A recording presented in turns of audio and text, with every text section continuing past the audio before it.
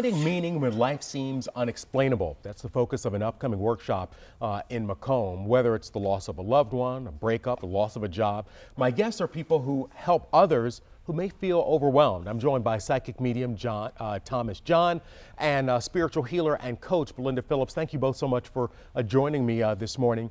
Thomas, exactly what is psychic medium? What do you do and how do you help people cope with loss?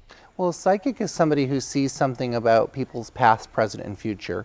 And a medium is somebody who actually connects with somebody who's passed away that might have a message for you. So you can be one without the other? Yeah, you can be. Yes, and some people are both. I do both.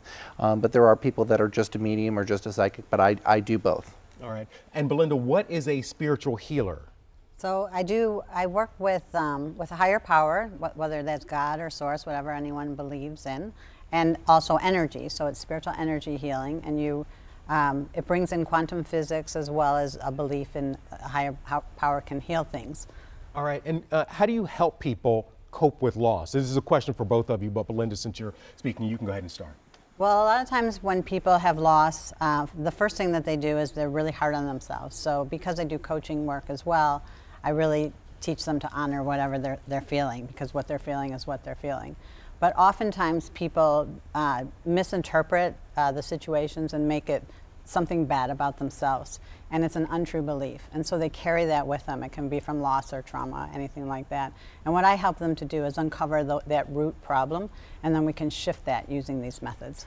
And Thomas, how do you help people cope with loss? Well, I mean, when people do lose somebody, especially if there's a death, you know, they may want to reach that person. They may want to know how they can connect with that person. They might want to know how they can get are those people still watching over them or connected to them in some way. And so, you know, part I focus on in the workshop is teaching people different tools they can use to connect, whether it be meditation or looking for certain signs or being open to certain things. That's kind of the way I work with people, and I teach them actual skills that they can use. Right. Now, we don't have much time left, but they said that you wanted to do a reading. Is that?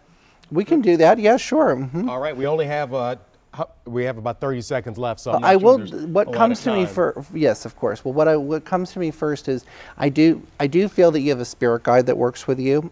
We have spirit guides and loved ones that can work with us. So you actually have a spirit guide that's very connected to you, that helps you in a lot of areas in your life. I feel that your spirit guide in particular actually is the same one that your children have. So